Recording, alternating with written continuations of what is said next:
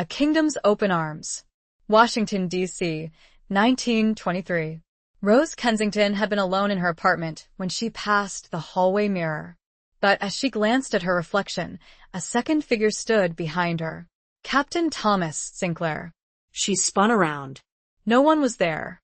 But in the mirror, he remained watching. Chapter 1. The Reflection of Yesterday. The gaslight flickered, casting elongated shadows across the polished mahogany floor of Rose Kensington's Georgetown apartment. It was a Tuesday, much like any other in the late autumn of 1923, the air outside crisp with the promise of an early winter.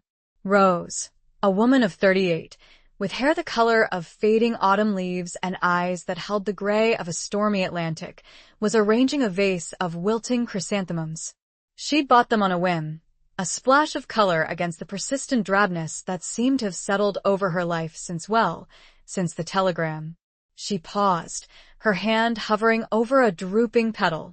The telegram, that crisp, official piece of paper that had ripped a hole in her world 5 years ago, delivered on a day much like this one, only colder. Captain Thomas Sinclair, missing in action, presumed deceased.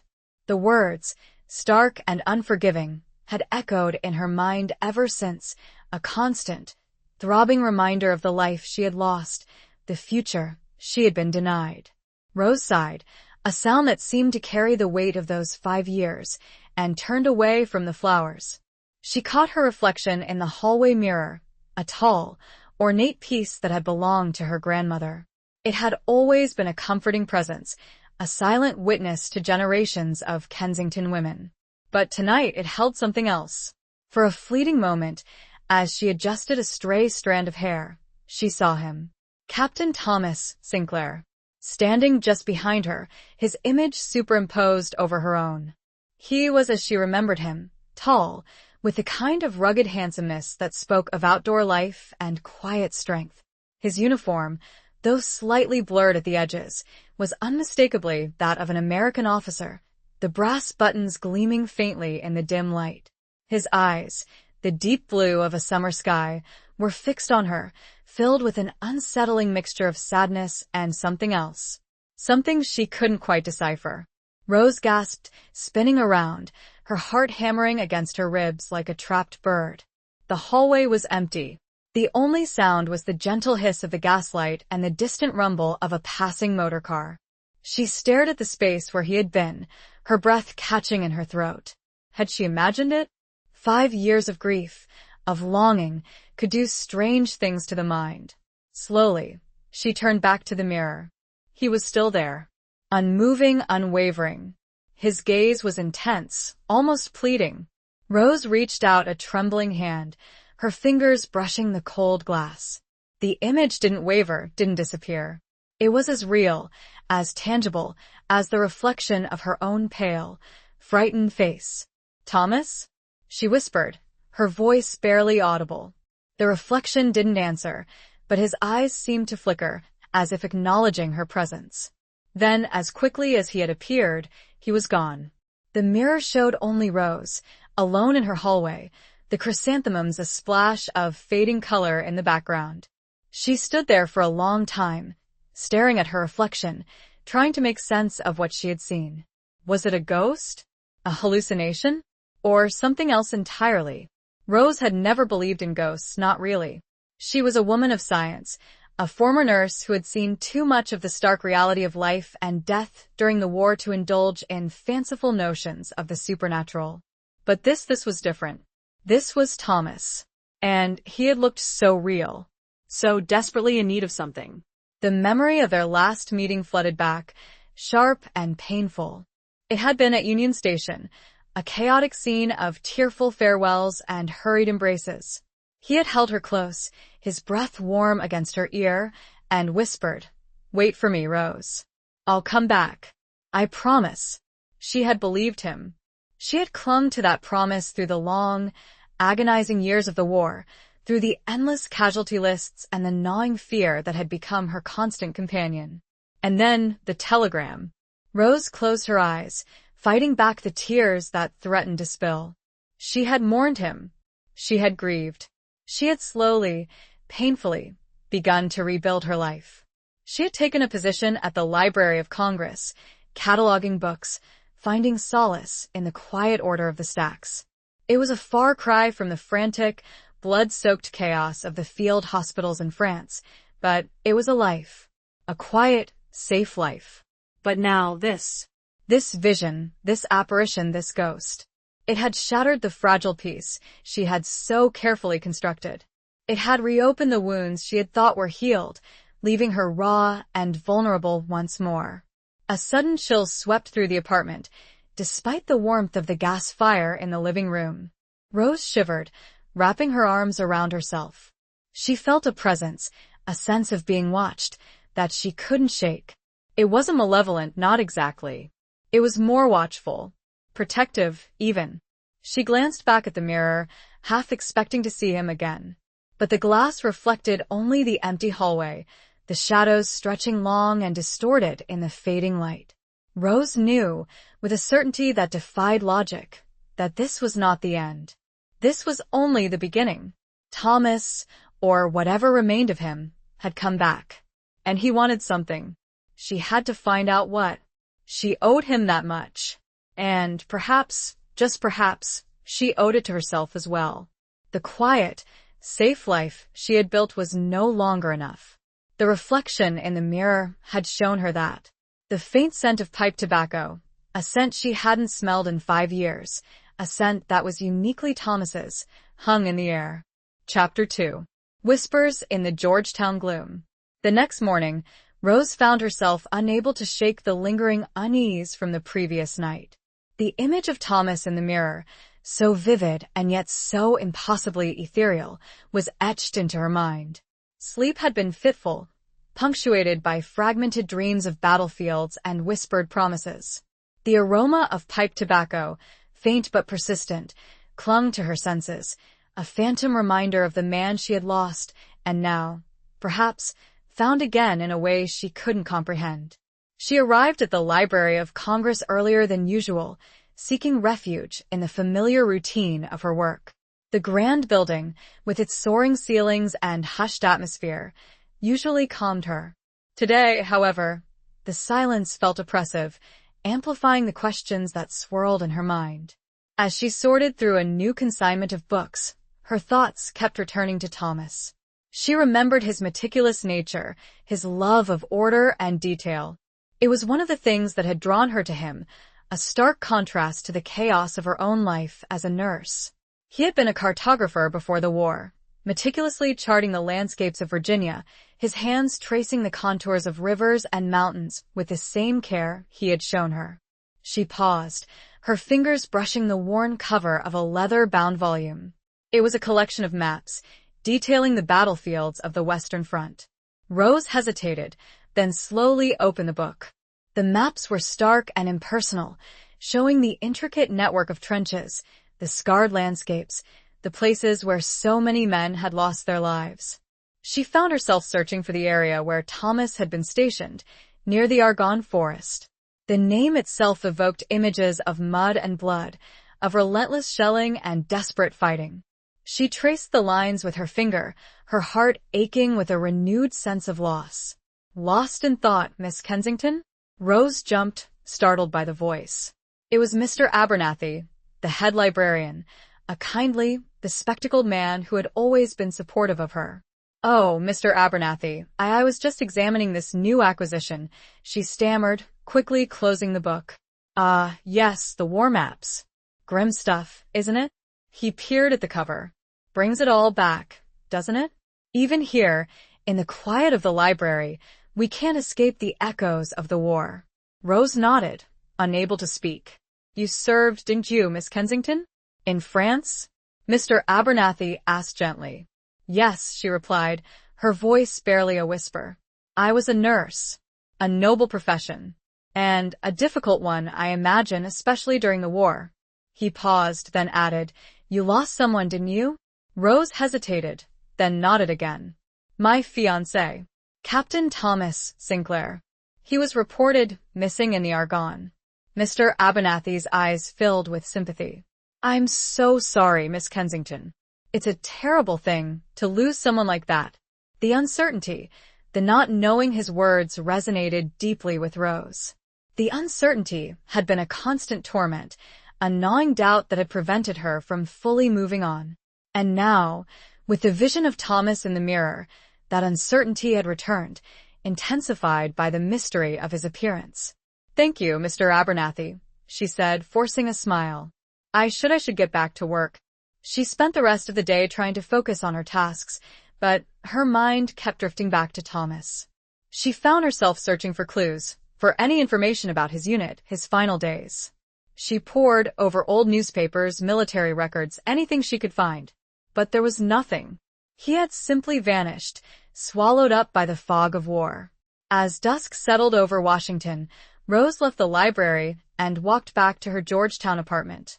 The streets were shrouded in a damp, chilly mist, the gaslights casting a pale, ghostly glow. The air was thick with the scent of wood smoke and damp earth, a smell that reminded her of the trenches, of the constant dampness and the ever-present fear. She walked past the familiar row houses, their windows glowing with warm, inviting light. She imagined families gathered around dinner tables, sharing stories, laughing. It was a scene she had once dreamed of sharing with Thomas. A scene that now seemed impossibly distant.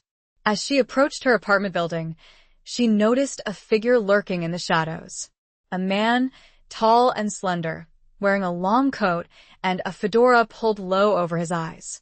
He seemed to be watching her. Rose felt a prickle of unease.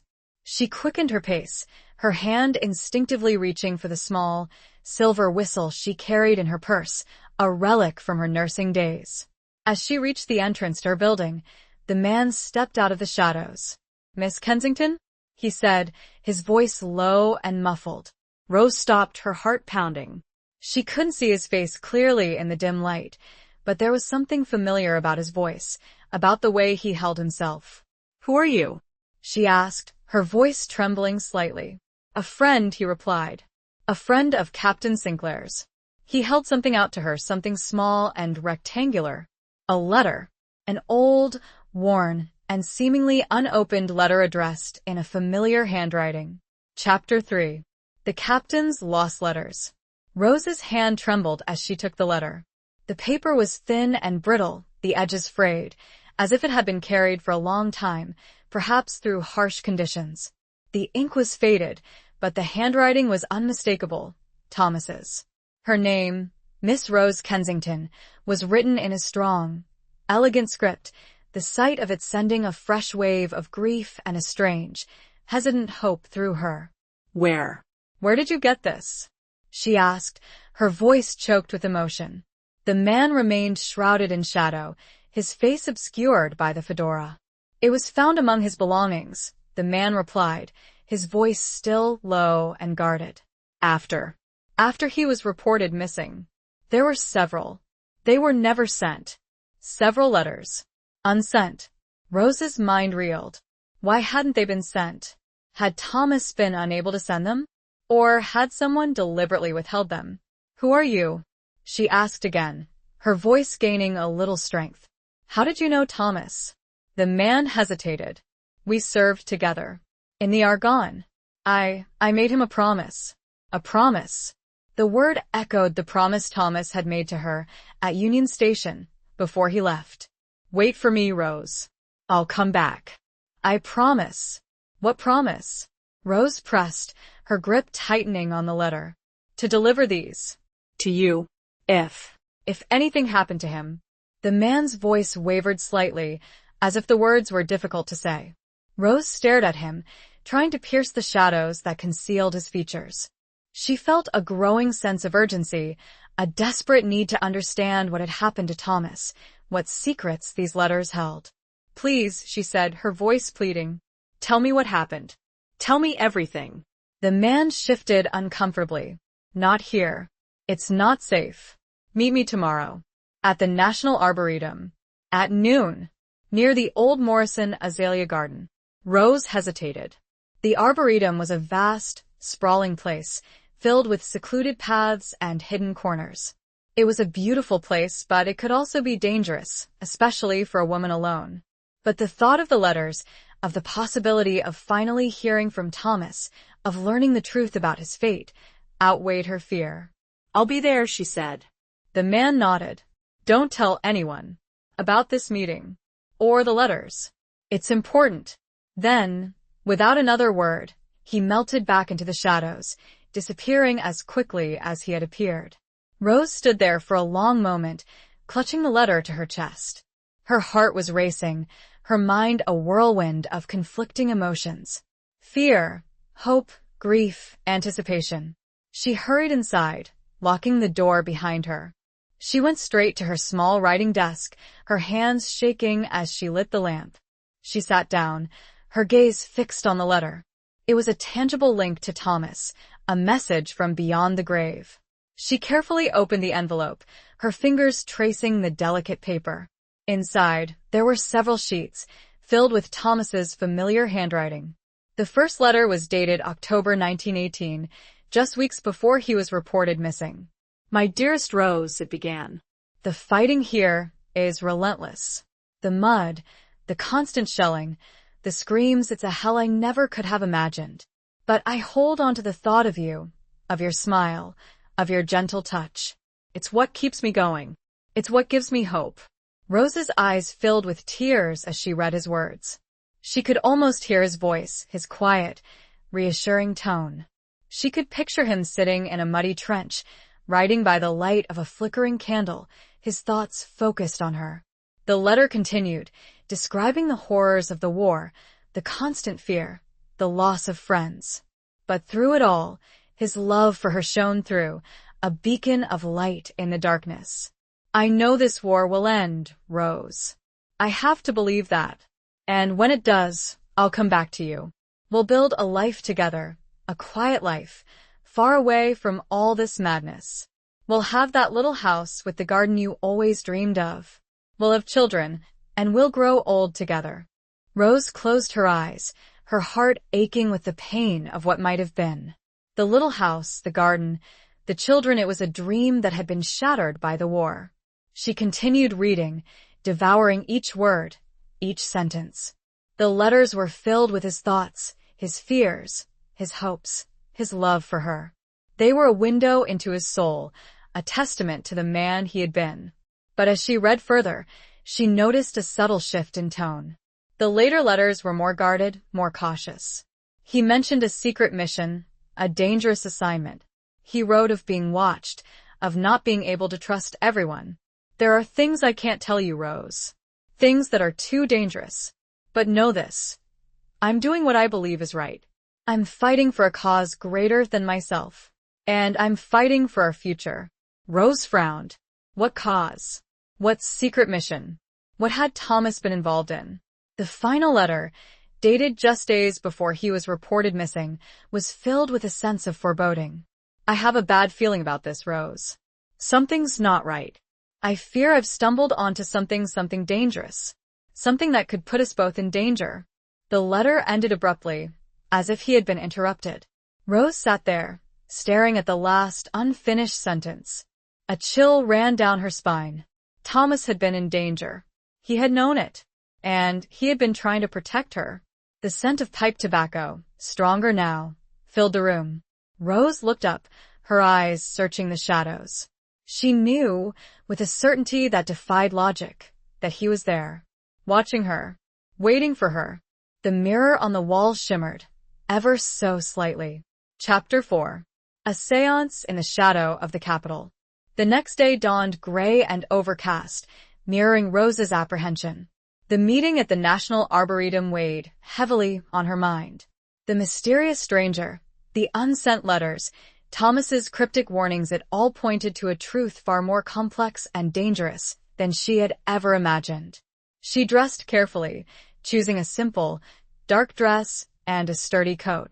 She slipped the letters into her handbag, along with the silver whistle, a small comfort in the face of the unknown. As she left her apartment, she couldn't shake the feeling of being watched, a sensation that had become increasingly familiar since the appearance of Thomas in the mirror. The Arboretum was a vast, sprawling landscape, even more desolate than usual under the heavy autumn sky. The bare branches of the trees reached up like skeletal fingers, and the wind whispered through the dry leaves, creating an eerie, unsettling atmosphere. Rose walked quickly, her eyes scanning the surroundings, searching for the old Morrison azalea garden. She found it nestled in a secluded hollow, a patch of faded beauty amidst the encroaching winter. The azaleas, past their prime, were a muted tapestry of browns and greens, their vibrant colors a distant memory. A lone figure stood waiting beneath a gnarled oak tree. It was the man from the previous night. As she approached, he stepped out of the shadows, his face still partially obscured by his fedora. But Rose could now see a little more detail, a lean face, etched with lines of weariness, and eyes that held a haunted look. He was younger than she had initially thought, perhaps in his early 30s. "Miss Kensington," he said, his voice low and gravelly. "Thank you for coming." "You said you served with Thomas," Rose said, her voice firm despite the tremor in her hands. "What was your name?" The man hesitated. "Call me Silas," he said finally. "It's not my real name, but it will do." Rose nodded, accepting his anonymity for now. "You said you made Thomas a promise to deliver his letters." "Yes," Silas replied. "We were close. We looked out for each other. He knew he was taking risks. He wanted to make sure you knew the truth. If anything happened to him." "The truth about what?" Rose pressed. "He wrote about a secret mission, a dangerous assignment." "What was it?" Silas looked around, his eyes darting nervously. "Not here," he said. "It's still not safe. There are people watching, listening." He led her further into the arboretum, to a small, crumbling stone gazebo, hidden amongst a thicket of overgrown rhododendrons. It was a forgotten place, a relic of a bygone era, providing a semblance of privacy. "Thomas was investigating something," Silas began, his voice barely above a whisper. "Something that went all the way to the top." Corruption, espionnage, treason. Rose's breath caught in her throat. Treason? It seemed impossible. Thomas had been a patriot, a loyal soldier. He would never betray his country. "What are you talking about?" she asked, her voice trembling. "Who was he investigating?" Silas hesitated again. "I can't tell you everything," he said.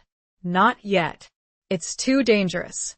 But Thomas believed there was a network of spies operating within the government, selling secrets to foreign powers, profiteering from the war. He paused, his gaze fixed on Rose's face.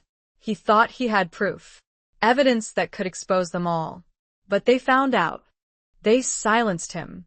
Rose felt a wave of cold dread wash over her. Silenced him? Did that mean murdered? "You think he was killed?" she whispered, the words barely audible. Silas nodded grimly. "It's the only explanation. He disappeared without a trace.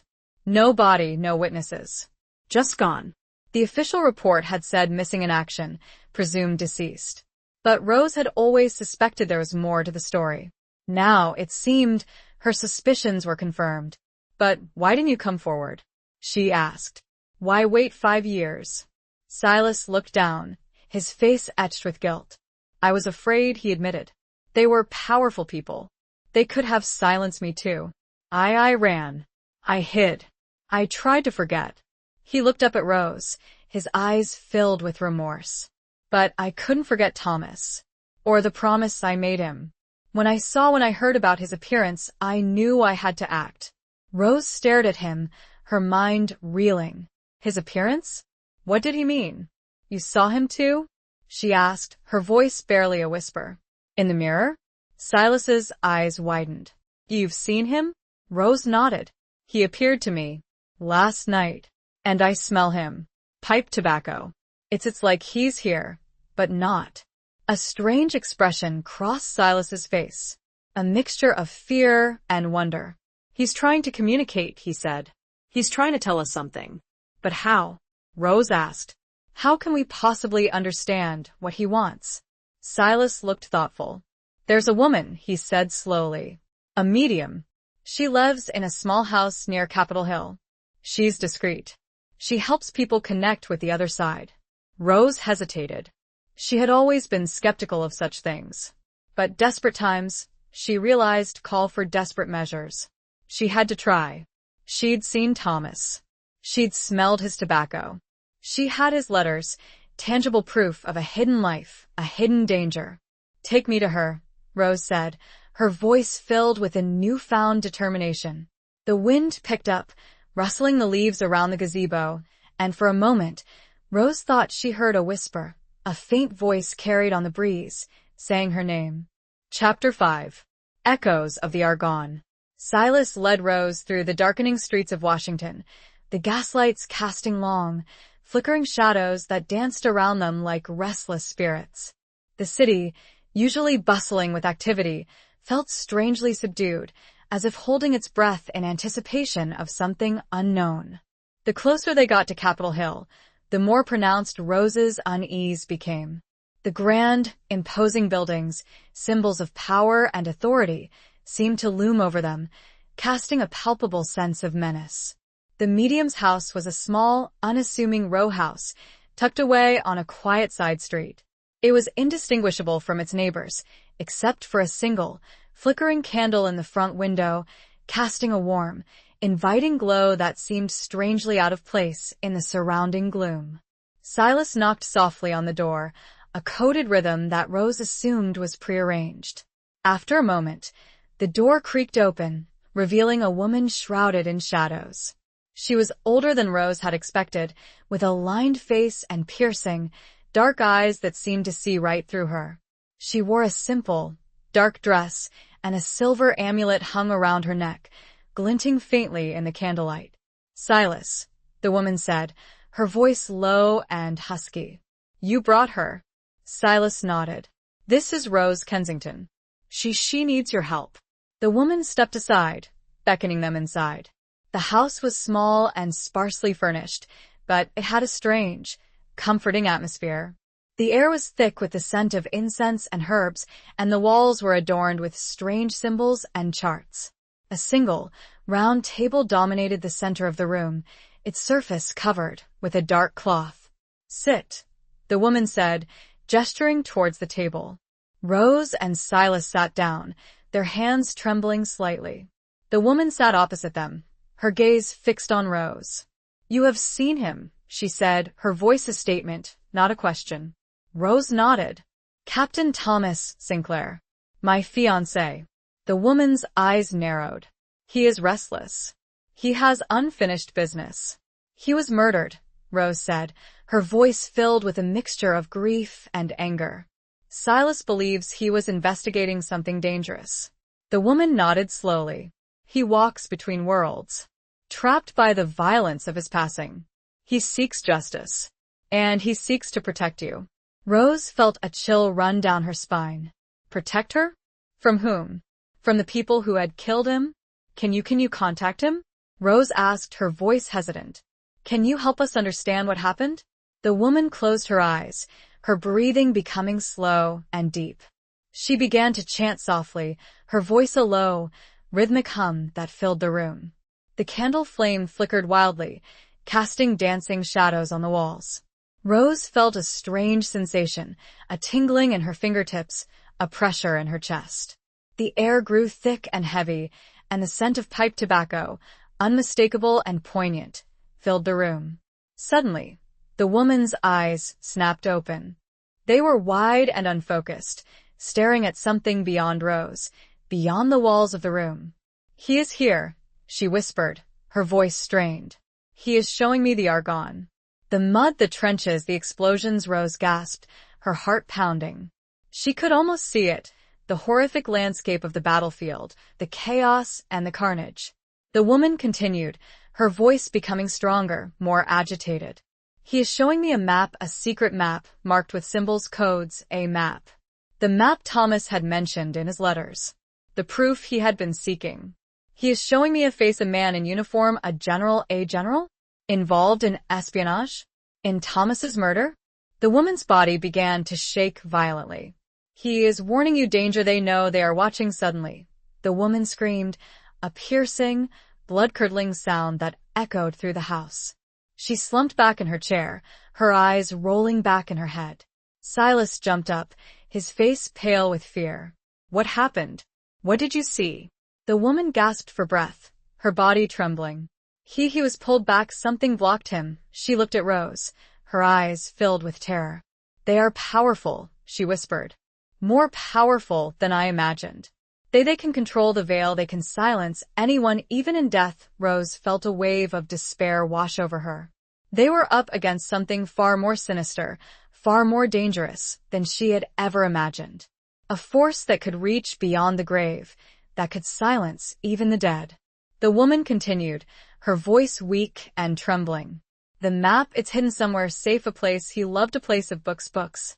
The Library of Congress. Could that be it? Could Thomas have hidden the map there, amongst the millions of volumes, in the one place he knew would be safe? A sudden pounding on the door shattered the silence. Loud, insistent, threatening. Silas's eyes widened in alarm. They found us, he whispered. We have to go. Now. The pounding grew louder, more frantic. The door began to splinter.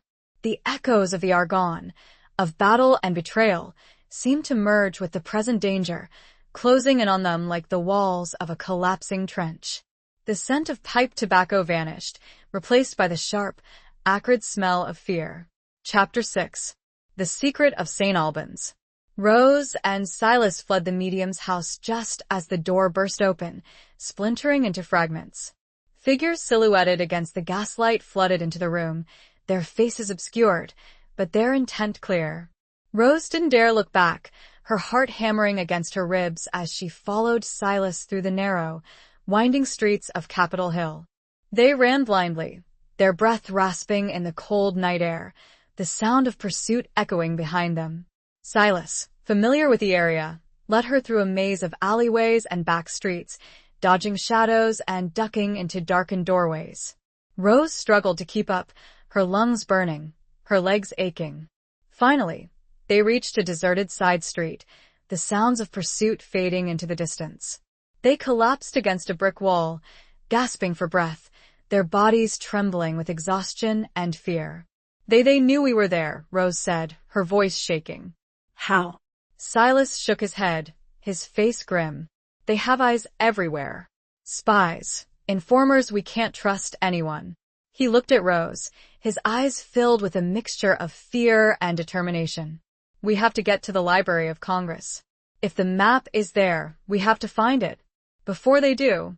Rose nodded, her mind racing. The Library of Congress. It made sense. Thomas loved books. He loved order.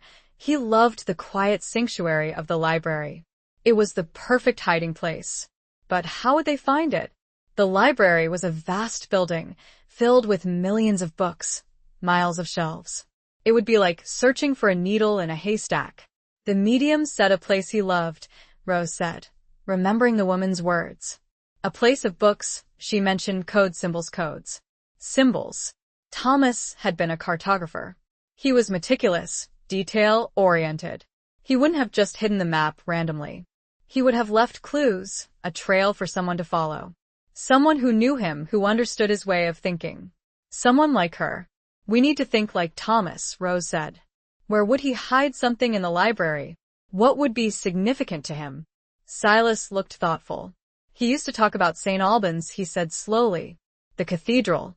He admired the architecture, the history. He said it reminded him of the old maps he used to study. The intricate details, the hidden meanings. St. Albans. Rose remembered Thomas mentioning it too.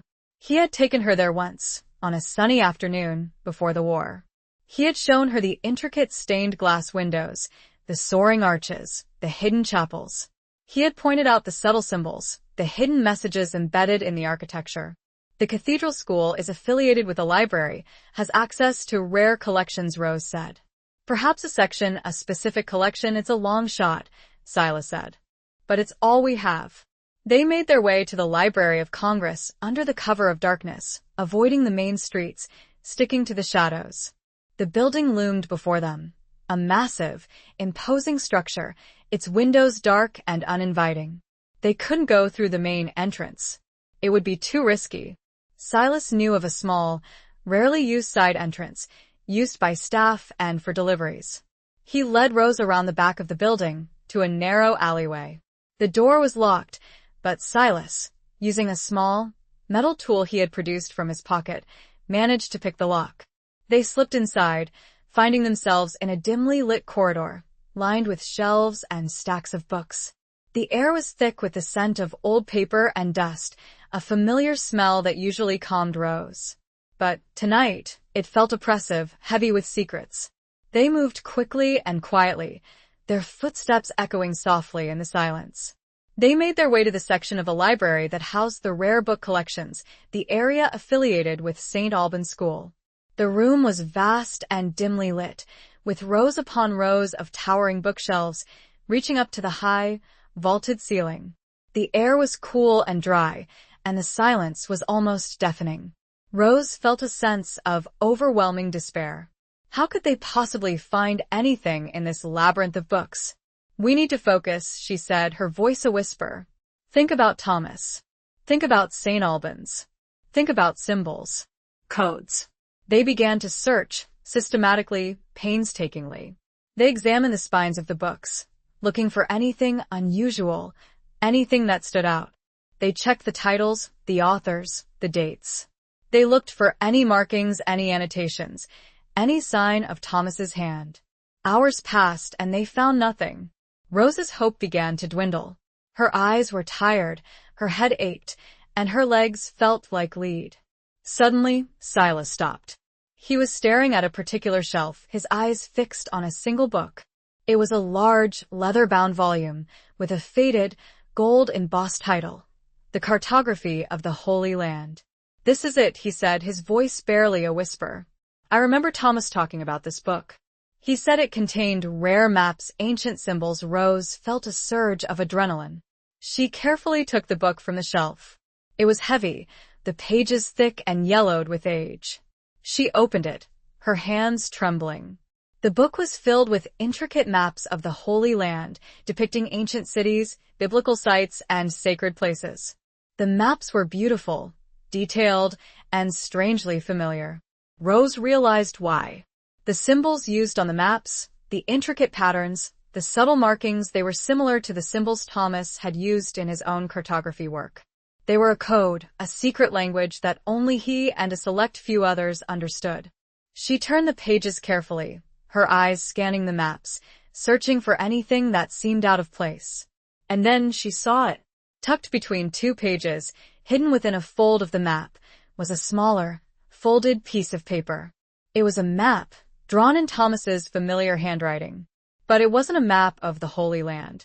It was a map of Washington, D.C., and it was marked with symbols, codes, and the locations of several prominent government buildings, including the War Department, and the home of a certain general.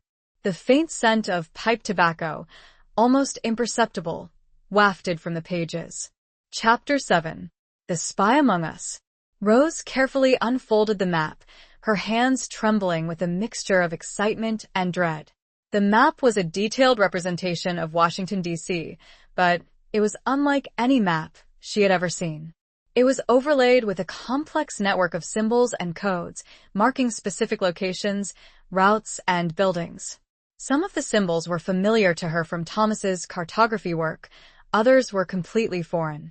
She recognized the familiar landmarks: the Capitol Building, the White House, the Library of Congress, the Washington Monument. But other locations were marked with unfamiliar symbols, cryptic notations that hinted at hidden meanings. Several government buildings were highlighted, including the War Department, the State Department, and the Treasury. Private residences were also marked, including the homes of several prominent politicians, military officials, and General Archibald Wainwright. General Wainwright. The name sent a shiver down Rose's spine. He was a highly decorated war hero, a respected figure in Washington society, a man of immense power and influence. He had also been Thomas's commanding officer in the Argonne. Rose remembered meeting Wainwright once, at a reception before Thomas left for France. He had been charming, charismatic, and unsettling. There had been something about his eyes, a coldness, a calculation, that had made her uneasy. Now, seeing his name on this map, connected to a network of secret symbols and codes, Rose felt a growing sense of dread. Could Wainwright be involved? Could he be the spy Thomas had been investigating? What do you make of it? Silas asked, his voice hushed. He was peering over her shoulder, his eyes scanning the map. I don't know, Rose admitted. Some of these symbols are familiar. Thomas used them in his cartography work, but others I've never seen them before. She pointed to a series of symbols clustered around the War Department. These look like military codes. Troop movements, supply lines, perhaps even battle plans. Silas frowned. But why would Thomas mark these locations on a map of Washington? This isn't a battlefield map. Unless the battlefield is here, Rose said slowly. In Washington, a different kind of war. A war of secrets, of espionage, of betrayal. She pointed to another symbol, a small, intricate design that appeared repeatedly on the map, near the homes of several prominent figures. I don't recognize this symbol, but it's important. It appears too often to be a coincidence. Silas leaned closer, examining the symbol. It looks like a stylized eye, he said. An all-seeing eye. An all-seeing eye. The symbol of surveillance, of observation, of spying. Rose felt a sudden chill. The map was not just a collection of codes and symbols. It was a blueprint of a spy network operating within the heart of the American government. And General Wainwright, it seemed, was at the center of it all. We need to decipher this map, Rose said. We need to understand what these symbols mean. We need to find proof evidence that we can take to someone we can trust. But who could they trust? The police? The military? They were surrounded by potential enemies, by people who might be loyal to Wainwright, who might be part of the conspiracy. There's one person, Silas said, his voice hesitant. Someone who might be able to help. Senator Jameson. He's on the Armed Services Committee. He's known for his integrity, his independence. He's also been a vocal critic of Wainwright. Senator Jameson. Rose had heard of him. He had a reputation for being a maverick, a man who wasn't afraid to speak his mind, to challenge the establishment. He might be their only hope. We need to get this map to him, Rose said. But we have to be careful. We can't let it fall into the wrong hands. They carefully refold the map, placing it back within the pages of the cartography of the Holy Land. They returned the book to its shelf, making sure it looked undisturbed. As they left the library, Rose felt a renewed sense of determination. They had found the map. They had a lead. They were one step closer to uncovering the truth about Thomas's death and to exposing the spy network that had infiltrated the government. But they were also in greater danger than ever before. They were being hunted, pursued by powerful enemies who would stop at nothing to protect their secrets. As they stepped out into the cold night air, Rose saw a figure lurking in the shadows across the street. A figure wearing a long coat and a fedora. Watching them, the figure raised a hand, and for a brief moment, Rose saw something glinting in the gaslight. A silver whistle, identical to her own. Chapter 8. Dance of the Damned and Departed. Rose froze, her blood turning to ice. The silver whistle. It was a signal, a warning. But from whom? And what did it mean? Was it the same man who had given her the letters? Or someone else entirely? Silas, she whispered, her voice barely audible. Look. Silas followed her gaze. He saw the figure, the glint of silver. He stiffened, his hand instinctively reaching inside his coat. We need to go, he said, his voice urgent. Now. They turned and hurried away, their footsteps echoing in the deserted street. Rose glanced back, but the figure was gone, vanished into the shadows. They didn't speak, their minds racing, their hearts pounding. They knew they were being followed, that their every move was being watched. They had to get to Senator Jameson, but they had to be careful. They couldn't risk leading their pursuers to him. Rose remembered a charity ball being held that evening, a grand affair at the Willard Hotel, attended by Washington's elite. It was a risky move, but it might be their best chance to get close to Jameson without arousing suspicion. It was a place where secrets were often whispered, alliances forged, and betrayals plotted, under the guise of polite conversation and elegant dancing. A place where they, perhaps, could blend in, even amongst their enemies. The Willard, Rose said, her voice breathless. There's a ball tonight. Jameson will be there. Silas hesitated. It's dangerous, he said. It'll be crawling with people who might recognize us. Wainwright's people. It's also our best chance to get to Jameson discreetly, Rose countered. We can blend in with the crowd. We can observe, listen, and perhaps even find an opportunity to speak to him privately. Silas nodded reluctantly. All right, he said. But we need to be careful. We need to be invisible. They made their way to Rose's apartment, where she quickly changed into a simple, but elegant, evening gown. It was a dark blue velvet, a dress she had saved for a special occasion. An occasion that had never come. Now it felt strangely appropriate, a costume for a dangerous dance. Silas, too, had changed. He had somehow acquired a tuxedo, a slightly worn, but still respectable, garment that made him look surprisingly distinguished. They arrived at the Willard Hotel amidst a flurry of activity. The ballroom was ablaze with light, the air filled with the sounds of music and laughter. The room was crowded with elegantly dressed men and women, swirling around the dance floor, their jewels sparkling in the light of the crystal chandeliers. Rose felt a pang of sadness, remembering the balls she had attended with Thomas before the war. They had danced the night away, carefree and happy, their future stretching out before them like an endless, shimmering horizon. Now, that future was gone, replaced by a dangerous present, a shadowy world of espionage and betrayal. They mingled with the crowd, trying to appear inconspicuous, their eyes constantly scanning the room. They saw several familiar faces, prominent figures from Washington society, people who might be involved in the conspiracy, people who might be watching them. Rose spotted General Wainwright across the room, holding court with a group of admiring officers. He looked even more imposing in his dress uniform, his chest covered with medals, his eyes cold and calculating. She felt a surge of anger, a desire for revenge, but she forced herself to remain calm. They finally saw Senator Jameson, standing near the edge of the dance floor, engaged in conversation with a group of other politicians. He was a tall, imposing man, with a stern face and piercing eyes. He looked like a man who wouldn't be easily intimidated. Rose and Silas slowly made their way towards him, trying to appear casual, unhurried. They stopped near a group of people discussing the latest political scandal, pretending to be engrossed in the conversation. We need to get him alone, Rose whispered to Silas. But how? Silas scanned a room, his eyes searching for an opportunity. He noticed a small, private alcove, hidden behind a large potted palm. It was partially obscured from view, offering a semblance of privacy.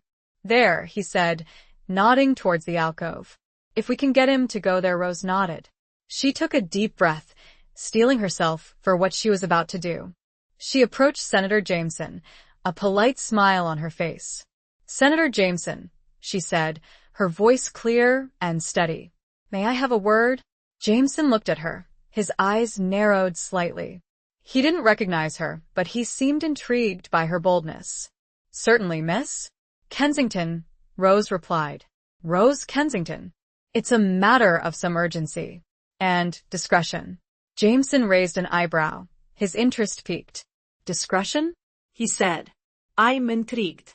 Perhaps we can speak over there. He gestured towards the alcove. Rose's heart skipped a beat.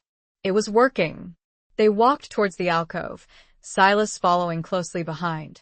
As they stepped inside, Rose turned to Jameson, her expression serious.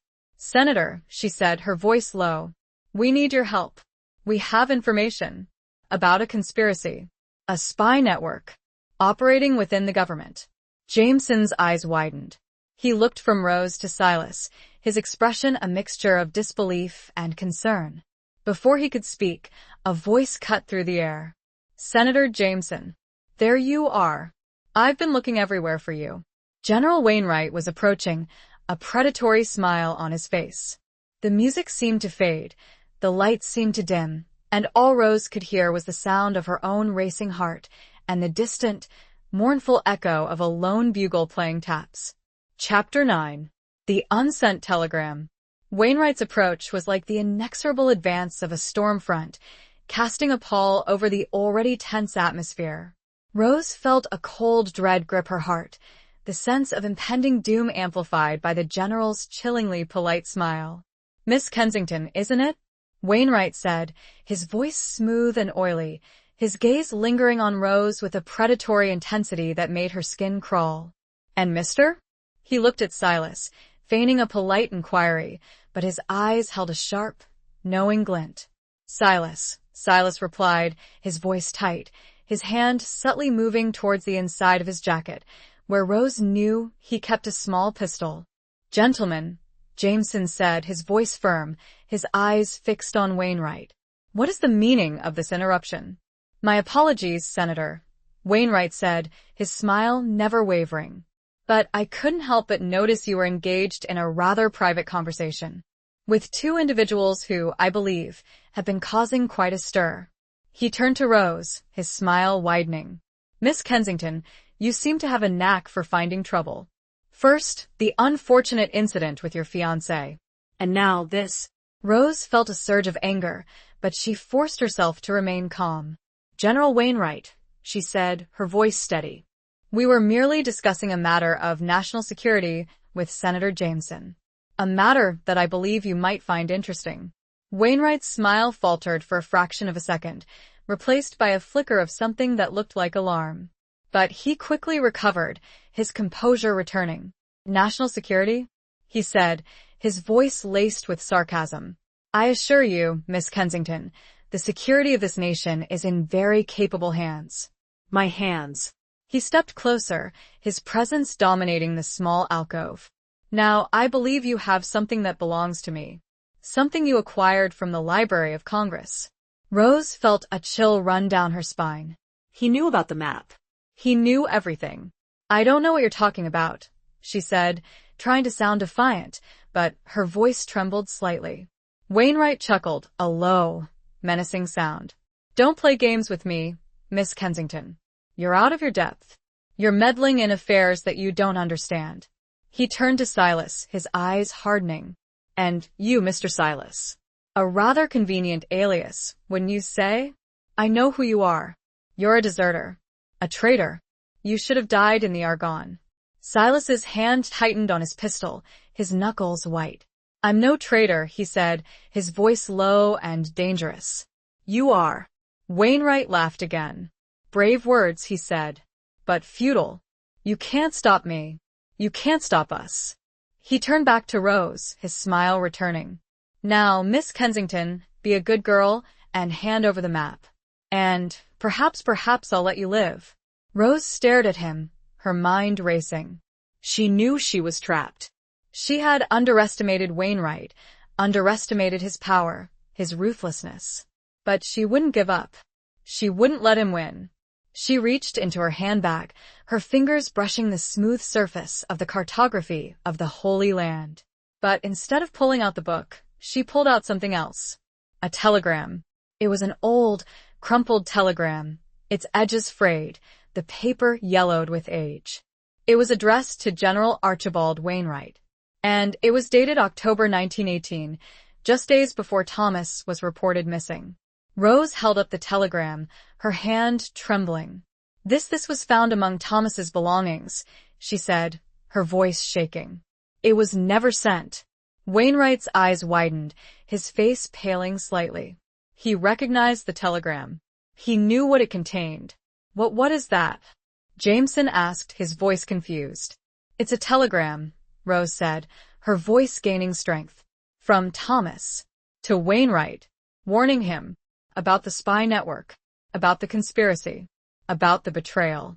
Wainwright lunged for the telegram, his eyes filled with rage. Give me that, he shouted. But Silas was faster. He stepped in front of Rose, blocking Wainwright's path. He drew his pistol, pointing it at the general's chest. Don't move, Silas said, his voice cold and steady. Wainwright froze, his eyes locked on the pistol. The ballroom, the music, the crowd, everything seemed to fade away. The only sound was the pounding of Rose's heart and the heavy breathing of the three men locked in a deadly standoff. The telegram, still clutched in Rose's hand, fluttered slightly, the words on it a silent indictment, a ghostly accusation from beyond the grave. It began, Sir, I have uncovered evidence, Chapter 10. Beneath the cherry blossoms, A buried truth. The tension in the alcove was thick enough to cut with a knife. Silas stood firm, his pistol unwavering, his eyes locked on Wainwright. The general, his face a mask of barely controlled rage, stood frozen, his hand still outstretched towards the telegram. Senator Jameson, his expression a mixture of shock and dawning comprehension, watched the scene unfold, his mind racing to process the implications of Rose's revelation. You knew, Jameson said, his voice low and accusing, directed at Wainwright. You knew all along. Wainwright didn't answer, his gaze fixed on the telegram in Rose's hand. The words, "Sir, I have uncovered evidence," seemed to burn into his soul, a testament to his betrayal, his treachery. Thomas discovered your spy network, Rose said, her voice trembling, but filled with a newfound strength. He was going to expose you. That's why you had him killed. Wainwright finally spoke, his voice a low growl. You have no proof, he said. That telegram, it's a forgery. A fabrication. It's not a forgery, Silas said, his voice hard. I saw him write it. I was there. He was going to send it to you, to give you a chance to confess. To do the right thing. But you never gave him that chance. He was a fool, Wainwright said, his voice dripping with contempt. He was playing with fire. He didn't understand the stakes. The stakes? Rose said, her voice rising in anger. The stakes were the lives of countless soldiers. The security of this nation. You betrayed them all. For what? For money? For power? Wainwright didn't answer. He simply stared at Rose, his eyes filled with hatred. Senator Jameson, Rose said, turning to the senator. You have to believe us. This telegram, it's proof. Proof of Wainwright's treachery. We need to get this to the authorities. To the president. Jameson hesitated, his eyes flickering between Rose, Silas, and Wainwright. He was a man of integrity, a man of principle. But he was also a politician, a man who understood the delicate balance of power, the dangers of challenging the establishment. This is a serious accusation, Jameson said slowly. I need to verify this. I need to see the map. Rose nodded. We have it, she said. It's hidden. We can show it to you. But not here. It's not safe. Wainwright saw his opportunity. He took a step forward, his voice regaining its smooth, persuasive tone. Senator, he said, don't listen to them. They're lying. They're trying to discredit me. To destroy my reputation. He looked at Jameson, his eyes pleading. I've served this country faithfully for years. I'm a patriot. I would never betray my oath. Jameson looked from Wainwright to Rose, his face etched with doubt. He was torn, caught between his loyalty to a fellow officer, a decorated war hero, and the compelling evidence presented by Rose and Silas. Suddenly, a commotion erupted near the entrance to the ballroom. A group of men, dressed in civilian clothes, but with the unmistakable bearing of military police, pushed their way through the crowd. They were heading straight towards the alcove. Wainwright smiled, a triumphant, chilling smile. It seems, he said, that the authorities have arrived to arrest the traitors. Rose and Silas exchanged a look of despair. They were trapped. They had failed. But then, something unexpected happened. The military police, instead of arresting Rose and Silas, surrounded Wainwright. The leading officer stepped forward, his face grim. General Archibald Wainwright, he said, his voice loud and clear. You are under arrest. For treason. For espionage. For the murder of Captain Thomas Sinclair. Wainwright's smile vanished. He stared at the officer, his face pale with shock and disbelief. This is a mistake, he stammered. I am innocent. We have evidence, the officer said. From a reliable source. From someone you thought you had silenced. He nodded towards the entrance of the ballroom. And there, standing in the doorway, surrounded by a group of other officers, was a familiar figure. A figure Rose had thought she would never see again. In the flesh. It couldn't be. But it was. Captain Thomas Sinclair. Alive. And very, very real. He stood among the officers, his gaze meeting Rose's across the crowded room. He was thinner, Older, a network of fine lines etched around his eyes that hadn't been there before. But his eyes, those impossibly blue eyes, burned with the same intensity, the same love, she remembered. And, just visible beneath the collar of his borrowed, ill-fitting civilian jacket, was the faint, telltale scar from a childhood accident, a small, crescent-shaped mark she had traced with her finger 1,000 times. Outside, the first faint blush of dawn was beginning to paint the sky above the tidal basin, the cherry blossoms, stirred by a gentle breeze, preparing to shower the city in a cascade of pink and white, a promise of renewal, of rebirth, after a long, dark night. Chapter 11. The Phantom's Plea. The ballroom was a tableau of stunned silence. All eyes were on Thomas, the resurrected ghost, now a flesh and blood man standing before them. Rose felt a wave of dizziness wash over her, a mixture of disbelief, joy, and overwhelming relief. It was as if the world had tilted on its axis, the impossible made real. Wainwright, his face ashen, stared at Thomas with a mixture of terror and rage. "You're dead," he stammered. "You were killed in the Argonne." Thomas stepped forward, his gaze unwavering. "I was left for dead," he said, his voice strong and clear, resonating through the silent ballroom. "But I survived, thanks to the help of loyal friends." He looked at Silas, a brief nod of gratitude. Silas returned the nod, his own eyes filled with relief and a hint of pride. "I've been working undercover," Thomas continued, "gathering evidence, exposing your network, your betrayal." He turned to Senator Jameson, his expression serious. "Senator, I apologize for the deception, but it was necessary to protect myself, to protect Rose, to protect the truth." Jameson, still reeling from the shock, nodded slowly. "I understand," he said. "But how? How did you survive?" Thomas explained, his voice filled with the weight of his ordeal. He had been severely wounded in the Argonne, left for dead in a shell crater. But he had been found by a group of French resistance fighters who had nursed him back to health. He had spent months recovering, hidden in a remote village, slowly regaining his strength. He had learned of Wainwright's treachery from intercepted messages, from whispers among the resistance fighters.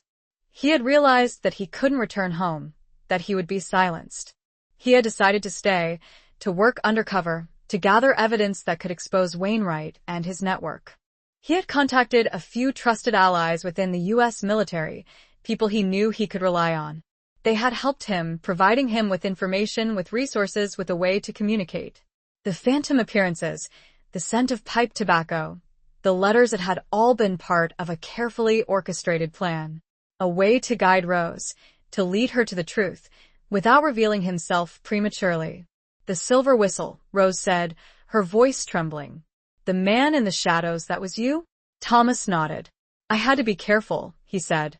"I couldn't risk being seen. Not until I had enough evidence. Not until I could be sure of your safety." He looked at Rose, his eyes filled with a tenderness that made her heart ache. "I'm sorry," he said. "I'm sorry for putting you through this, for making you believe I was dead."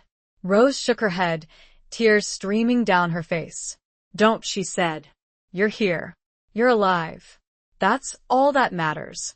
Wainwright, seeing his carefully constructed world crumbling around him, made one last, desperate attempt to salvage the situation. "He's lying," he shouted. "He's a traitor. He's working with the enemy." But no one was listening. The military police tightened their grip on him, leading him away. He was a broken man, his power, his influence, his reputation gone. Thomas turned to the officers who had accompanied him. "Take him away," he said, "and make sure he faces justice. For his crimes. For the lives he destroyed." As Wainwright was led away, the ballroom slowly erupted into a cacophony of whispers, of gasps, of exclamations. The news spread like wildfire, the unbelievable truth rippling through the crowd. Thomas walked towards Rose, his eyes never leaving hers. He reached out, his hand trembling slightly, and gently touched her cheek. "Rose," he said, his voice soft, filled with emotion. "It's really me." Rose reached up and touched his hand, her fingers tracing the familiar contours of his face. She felt the warmth of his skin, the stubble of his beard, the scar beneath his collar. It was real. He was real.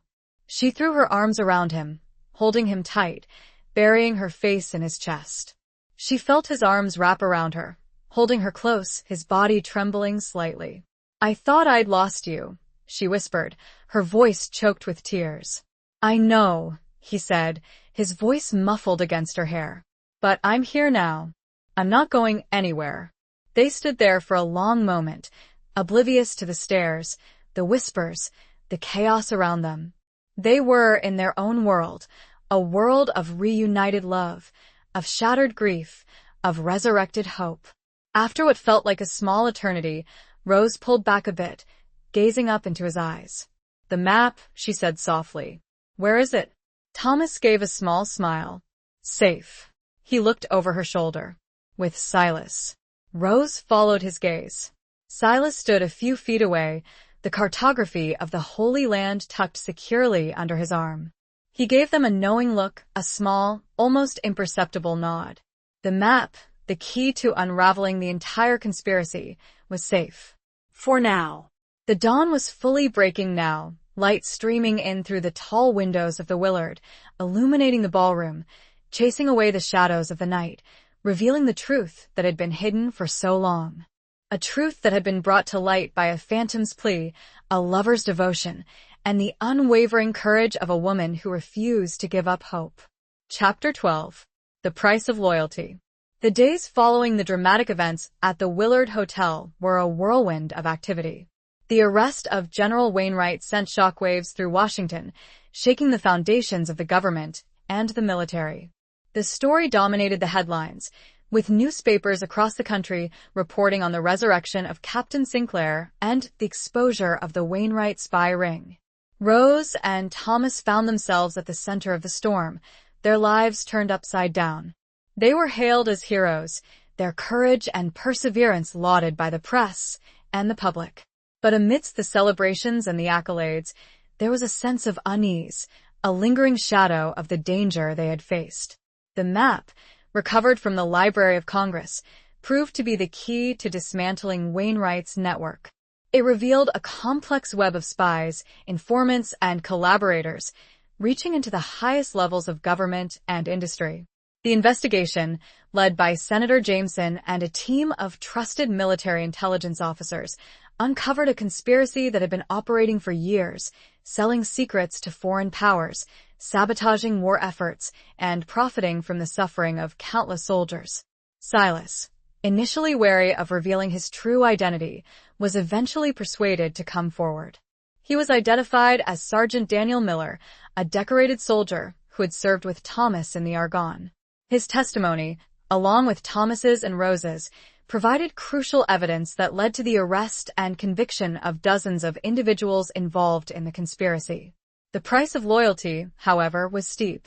Silas, despite his heroism, faced a court-martial for desertion. Thomas, using his newfound influence, intervened on his behalf, arguing that Silas's actions were justified, that he had acted out of loyalty to his friend and a desire to protect Rose. The court, swayed by Thomas's testimony and the overwhelming evidence of Silas's bravery, granted him a full pardon, restoring his honor and his military record. Rose, too, faced a reckoning. Her actions, her relentless pursuit of the truth, had put her in danger, had challenged the established order. There were some who questioned her motives, who whispered that she was a troublemaker, a woman who had stepped out of line. But Rose, supported by Thomas and a growing number of allies, refused to be silenced. She became a vocal advocate for reform, for transparency, for accountability within the government. She used her platform to speak out against corruption, to demand justice for the victims of the war, to fight for a better future. The investigation also revealed the full extent of Wainwright's treachery. He had not only been selling secrets to foreign powers, but he had also been deliberately sabotaging American war efforts, manipulating troop movements, and even ordering the deaths of soldiers who threatened to expose him. Thomas's missing in action status had been a carefully orchestrated plot, a desperate attempt to silence a man who had stumbled onto the truth. The trial of General Wainwright was a media sensation, attracting attention from around the world. He was found guilty of treason, espionage, and murder, and sentenced to life imprisonment. His name, once synonymous with honor and glory, became a symbol of betrayal and disgrace. As the dust settled, Rose and Thomas found themselves grappling with the aftermath of their ordeal. They had survived, they had triumphed, but they were forever changed by their experiences. The war, the conspiracy, the loss, the resurrection, it had all left its mark. They decided to leave Washington, to escape the glare of the public eye, to find a place where they could heal, where they could rebuild their lives. They bought a small farm in Virginia, not far from where Thomas had grown up, a place of rolling hills, quiet woods, and a clear, flowing river. It was a far cry from the chaos of Washington, from the battlefields of France, from the shadowy world of espionage and betrayal. It was a place of peace, of tranquility, of healing. A place where they could finally be together, without fear, without secrets, without the constant threat of danger. A fresh beginning. One crisp autumn afternoon, Rose found a small, locked wooden box tucked away in the attic of their farmhouse. It was old, dusty, and bore the initials T.S. carved into the lid. Intrigued, she brought it downstairs. Inside, along with some old photographs and trinkets, were more letters. Love letters. Letters Thomas had written to her during the war, before the Argonne. Letters full of love, hope, and longing. Letters he had never had a chance to send before his world had been ripped apart. Chapter 13. A Betrayal in Black and White. Rose sat by the fireplace, the warmth of the flames a comforting presence against the chill of the autumn evening. The letters, spread out on the small table beside her, were a tangible connection to the past, a testament to the love that had endured through war, separation, and unimaginable betrayal. She carefully unfolded one of the letters, the paper fragile and yellowed with age. The handwriting was familiar, yet different, somehow younger, more carefree than the writing in the letters Silas had delivered. This was Thomas before the war had changed him, before the darkness had descended. "My dearest Rose," it began. "Another day passes, and I find myself thinking of you constantly, of your smile, your laughter, your gentle touch. I long for the day when I can return home, to hold you in my arms, to build a life with you. A life filled with love, with happiness, with peace." Rose's eyes filled with tears as she read his words. The simple, heartfelt expressions of love, the dreams of a future together, were a poignant reminder of what they had lost and what they were now slowly, painstakingly, rebuilding. She continued reading, devouring each word, each sentence. The letters were filled with his experiences in training, his observations of the world around him, his reflections on the war that loomed on the horizon. But through it all, his love for her shone through, a constant, unwavering flame. As she read further, however, she noticed something that made her pause. A name. A name that appeared repeatedly in the letters, always mentioned with affection, with respect, with trust. Captain Archibald Wainwright. Rose frowned. It was unsettling to see Wainwright's name in these letters, to read Thomas's glowing descriptions of his commanding officer, the man who would later betray him, who would try to have him killed. "Wainwright is a true leader," Thomas wrote in one letter. "A man of honor, of integrity, of courage. He inspires us all. He makes us believe that we can win this war, that we can make a difference." In another letter he wrote, "Wainwright has taken me under his wing. He sees potential in me," he says. "He's teaching me everything he knows. About strategy, about leadership, about life." Rose felt a wave of nausea. The contrast between the Thomas of these letters, the idealistic, trusting young officer, and the Wainwright he had become, the ruthless, treacherous spy, was jarring, sickening. She continued reading, searching for any hint, any clue that might explain Wainwright's transformation, that might shed light on the origins of his betrayal. And then she found it. In a letter dated several months before Thomas left for France, he wrote about a meeting, a secret meeting that Wainwright had arranged. Wainwright introduced me to some influential people, Thomas wrote. Politicians, businessmen, foreign diplomats. They talked about the war, about the need for a different approach, a more pragmatic approach. Rose's heart began to race. Pragmatic approach? What did that mean? They spoke of opportunities, Thomas continued. Opportunities for profit, for influence, for shaping the future of the world. The letter ended abruptly, as if Thomas had been interrupted or had decided not to write anymore. Rose sat there, staring at the letter, her mind reeling. The meeting, the influential people, the talk of opportunities. It was all starting to make sense. Wainwright hadn't just suddenly become a traitor. He had been seduced, corrupted, gradually drawn into a web of intrigue and conspiracy. She found another letter, dated a few weeks later. In this letter, Thomas wrote about his growing unease, his doubts about Wainwright, his suspicions that something was not right. I'm starting to question things, Rose, he wrote. Wainwright's behavior, it's changed. He's become secretive, distant. He's meeting with those people again. I don't like it. I don't trust them. He wrote about his attempts to investigate, to uncover the truth. He had stumbled onto something dangerous, something that had put him in danger. I fear I've made a mistake, Rose, he wrote. I've opened a door that I shouldn't have. I've seen things that I shouldn't have seen. I'm being watched. I'm being followed. The final letter in the box, a single, folded sheet. It was not a letter at all. It was a photograph. Black and white, slightly blurred. Rose held it up to the firelight. It showed a group of men, standing in a dimly lit room. She recognized some of the faces. Politicians, businessmen, foreign diplomats, and Wainwright.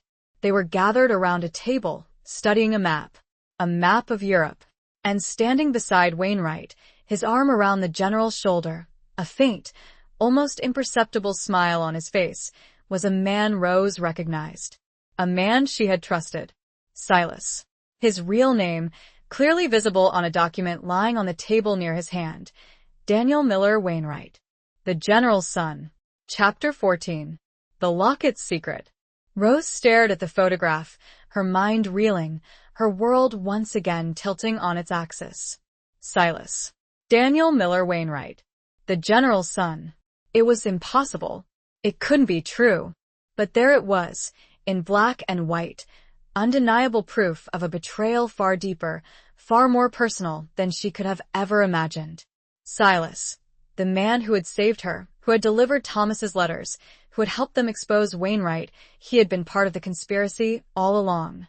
Her hands trembled as she set the photograph down, her mind racing to process the implications of this shocking revelation. Everything she thought she knew, everything she had believed, was a lie. Silas had played them all. He had manipulated her, used her, deceived her. But why? What was his motive? Was he simply protecting his father? Or was there something more, something darker, at play? Rose remembered Silas's story, his tale of desertion, of guilt, of redemption. It had all been a fabrication, a carefully constructed lie designed to gain her trust, to infiltrate their investigation, to control the narrative. The silver whistle. The warning at the library. It hadn't been a warning at all. It had been a signal to his father, to the other conspirators, that they were getting close to the truth. The escape from the medium's house. The discovery of the map. It had all been orchestrated, staged, a performance designed to lead them to Senator Jameson, to expose Wainwright in a way that would protect Silas, that would allow him to continue his father's work. Rose felt a wave of nausea, a mixture of anger, betrayal, and fear. Silas was still out there. He knew everything. He knew where they lived. He knew their secrets. She had to tell Thomas. She had to warn him. She found him in the barn, tending to the horses. He looked up as she approached, a smile on his face, his eyes filled with the love and contentment that had been so elusive for so long. Rose, he said. What is it? You look pale. She held out the photograph, her hand trembling. Thomas, she said, her voice choked with emotion. Look at this. Look at Silas. Thomas took the photograph, his smile fading as he studied the image. His eyes widened in disbelief, his face paling as he recognized the figure standing beside Wainwright. "Silas?" he said, his voice barely a whisper. But how? Why?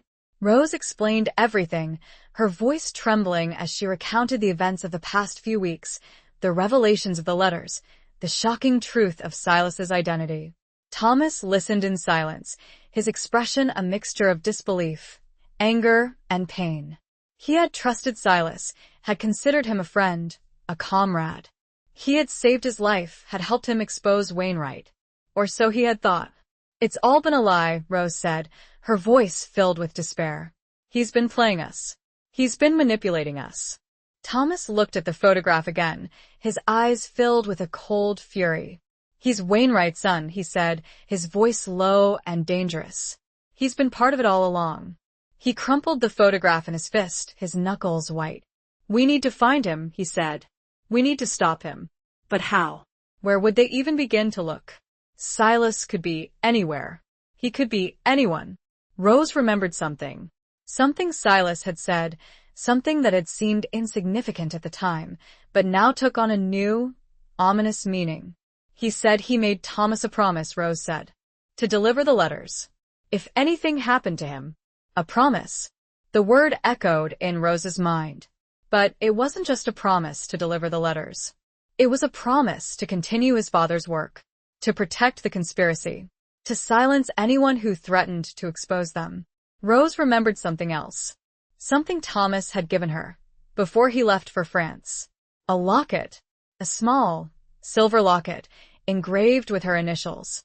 He had told her to wear it always, to keep it close, as a reminder of his love. She had worn it every day since, through the war, through the grief, through the uncertainty. It was her most cherished possession, a tangible link to the man she loved. She reached up and touched the locket, her fingers tracing the familiar contours of the silver. She had never opened it. Thomas had told her it was empty, that it was simply a symbol of his love. But now, a sudden intuition, a flash of insight, made her question that. What if the locket held a secret? A message from Thomas? A clue to Silas's true identity? She carefully opened the locket, her hands trembling. It was not empty. Inside, nestled against a tiny piece of velvet, was a small, folded piece of paper. And on the paper, a single, handwritten word, Hillwood. Chapter 15. Across the Veil of War. Hillwood. The name resonated with a faint familiarity, a whisper from the past. Rose racked her brain, trying to place it. It wasn't a place Thomas had ever mentioned explicitly, not in his letters, not in their conversations. But the locket, the secret message, it was undeniably his. "Hillwood," Thomas said, his brow furrowed in concentration. "I don't recall." He paused, his eyes widening slightly. "Wait." "My mother. She used to talk about Hillwood. It was a place she loved. And estate. Near Washington. Belonged to a friend of hers. A wealthy woman. A collector. A collector." The word triggered a memory in Rose's mind. She remembered reading about Hillwood, about its owner, Marjorie Merriweather Post. A prominent socialite, a philanthropist, a woman known for her lavish parties and her extensive collection of art and antiques. But what was the connection to Thomas? To Silas? To the conspiracy? "We need to go there," Rose said, her voice filled with a newfound urgency. "We need to find out what it means." Thomas nodded, his expression grim. "It's a long shot," he said. "But it's all we have." They left the farm early the next morning, driving back to Washington, the city that held so many secrets, so many dangers. The closer they got, the more pronounced Rose's unease became. She felt as if they were walking back into a trap, a web of deceit and betrayal. Hillwood was located in northwest Washington, a sprawling estate surrounded by lush gardens and towering trees. It was a world away from the bustling city, a secluded oasis of wealth and privilege. As they approached the estate, Rose noticed a figure lurking in the shadows near the entrance. A figure wearing a long coat and a fedora. Silas. Rose's heart skipped a beat. He was here. He had been expecting them. Thomas, she whispered, her voice trembling. He's here. Thomas followed her gaze. He saw Silas, his face partially obscured by the fedora. He stiffened, his hand instinctively reaching inside his coat. Stay here, he said, his voice low and dangerous. I'll handle this. Rose wanted to protest, to tell him to be careful, but she knew he wouldn't listen. He was a soldier, a warrior. He had faced death before. He wouldn't back down. She watched as he approached Silas, his steps measured, his gaze unwavering. The two men stood facing each other, a silent confrontation in the shadow of Hillwood. Rose couldn't hear what they were saying, but she could see the tension in their bodies, the anger in their eyes. It was a clash of wills, a battle between two men who had once been friends, now sworn enemies. Suddenly, Silas lunged at Thomas, his hand reaching inside his coat. Rose gasped, her heart pounding in her chest. She wanted to run to him, to help him, but she was frozen in place, paralyzed by fear. She saw Thomas react, his movements swift and precise. He sidestepped Silas's attack, grabbing his wrist, twisting his arm. There was a struggle, a brief, violent exchange. Then a shot rang out. Rose screamed, her voice echoing through the quiet gardens. She ran towards them, her legs pumping, her heart pounding. She saw Thomas standing over Silas, his pistol smoking. Silas lay on the ground, his body limp, his eyes staring blankly at the sky. Rose knelt beside him, her hands trembling. She checked for pulse, but there was none. He was dead. She looked up at Thomas, her eyes filled with a mixture of grief, relief, and horror. He had killed Silas. He had killed his former friend, his betrayer. He had a knife, Thomas said, his voice shaking. He was going to kill me. Rose nodded, her mind reeling. She understood. It had been self-defense. But still, the sight of Silas's lifeless body, the knowledge that Thomas had taken a life, filled her with a profound sadness. The sound of approaching sirens shattered the silence. The police. Someone must have heard the shot. Thomas looked at Rose, his eyes filled with a mixture of fear and determination. We need to go, he said. We need to find out what's inside Hillwood. Before they get here. They hurried towards the estate, their footsteps echoing on the paved pathway. They had to find the connection, the secret that Thomas's mother, and now Thomas in his own way, had hidden within Hillwood. They had to uncover the final piece of the puzzle before it was too late. The veil of war had been lifted, but the battle, it seemed, was far from over.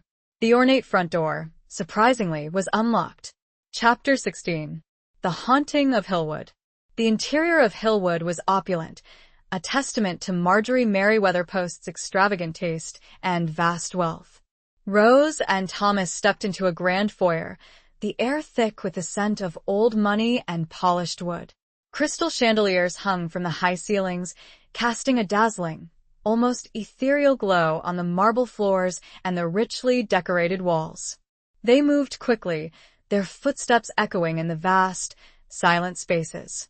They didn't know what they were looking for, what clue Thomas's mother had left behind, but they knew they had to find it quickly. The police would be arriving soon, and they couldn't risk being caught. They searched the main rooms, the drawing room, the dining room, the library, their eyes scanning the paintings, the sculptures, the antique furniture. Everything was beautiful, exquisite, but nothing seemed to hold any significance, any connection to Thomas's past, to the conspiracy. Rose felt a growing sense of frustration, of despair. Were they on a wild goose chase? Was the locket, the word Hillwood, simply a coincidence? We need to think like Thomas's mother, Rose said, her voice a whisper. What would she have hidden? Where would she have hidden it? Thomas paused, his eyes scanning the room. He remembered his mother talking about Hillwood, about her friendship with Marjorie Merriweather Post. She had admired her, respected her, but she had also been wary of her. She used to say that Mrs. Post was a collector, Thomas said slowly. Not just of art, but of secrets. She knew things about people. Powerful people. Things they didn't want anyone to know. A collector of secrets. The words resonated with Rose.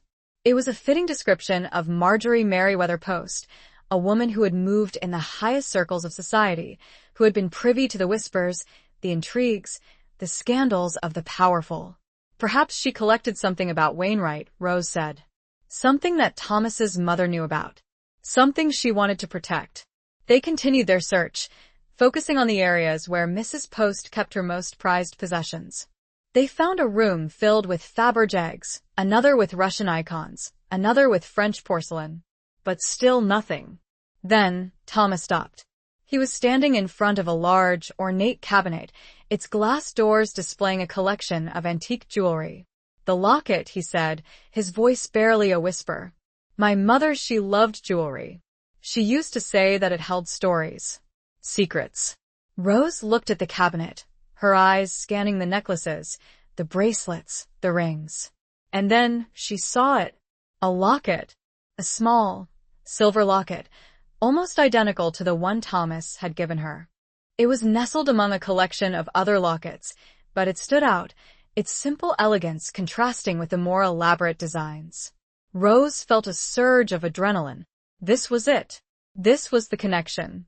They carefully opened the cabinet, their hands trembling. Rose reached for the locket, her fingers brushing the cold silver.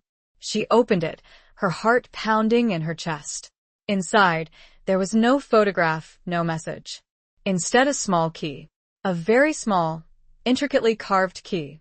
A key, she said, her voice filled with wonder and apprehension. But to what? Thomas asked. They looked around the room. There were cabinets. There were drawers. There were boxes. Nothing seemed to fit the tiny key. Then, Rose noticed a small, almost imperceptible seam in the wall paneling near the jewelry cabinet. It looked like a solid wall, but upon closer inspection, she realized it was a hidden door. A very well hidden door.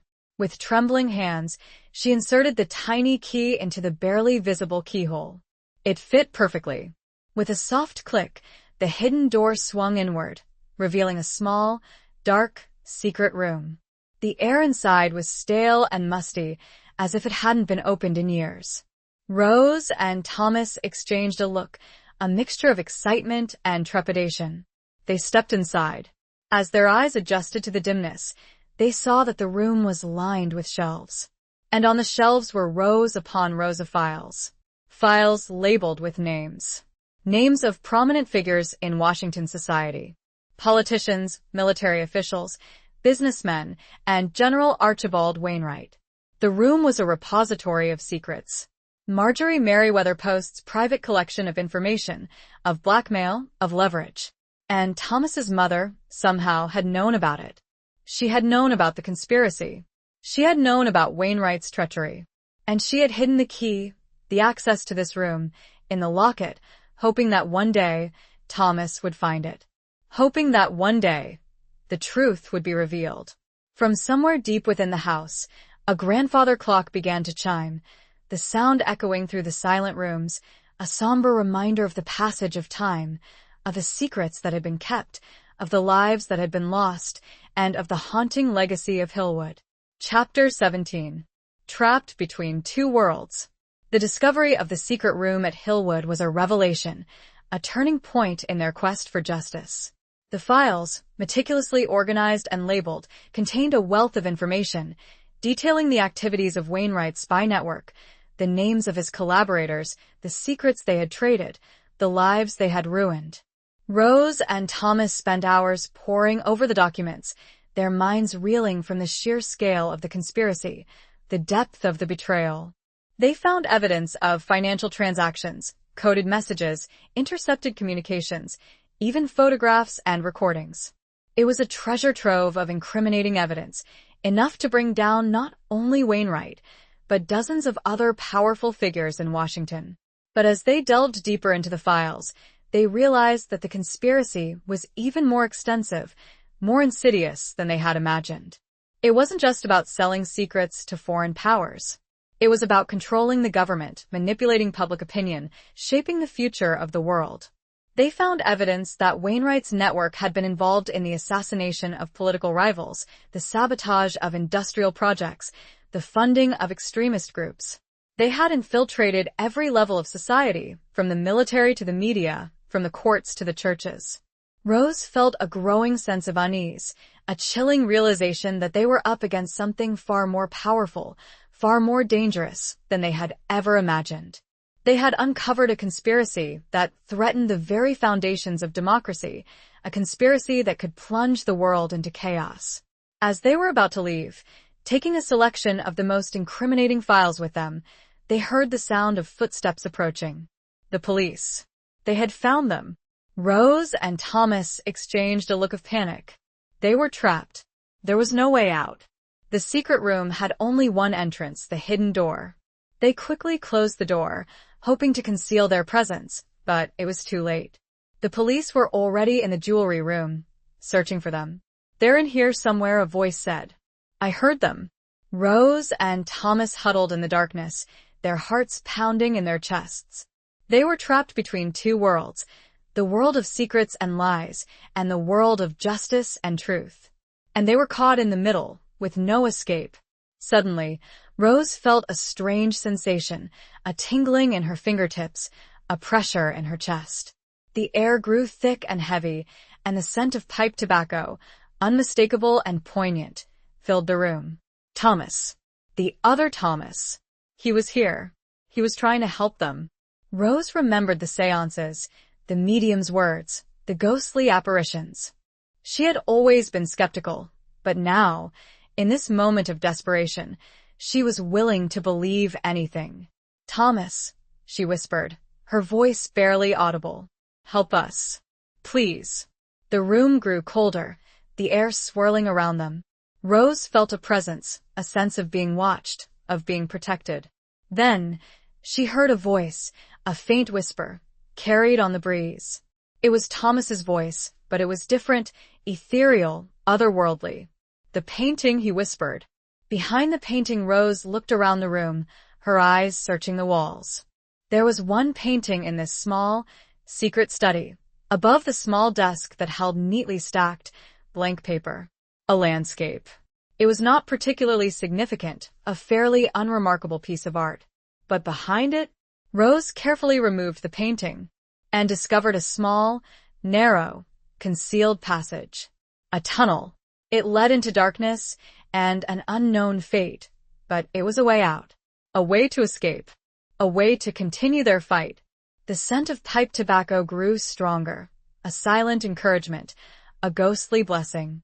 It was a path forged by love, by loyalty, and by the unwavering spirit of a man who, even in death, refused to be silenced.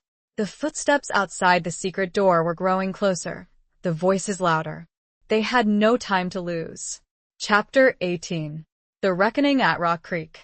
The hidden passage behind the painting was narrow and dark, the air thick with dust and the smell of damp earth.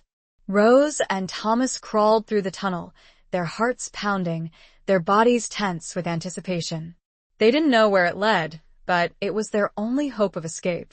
The tunnel twisted and turned, sloping downwards, deeper and deeper into the earth.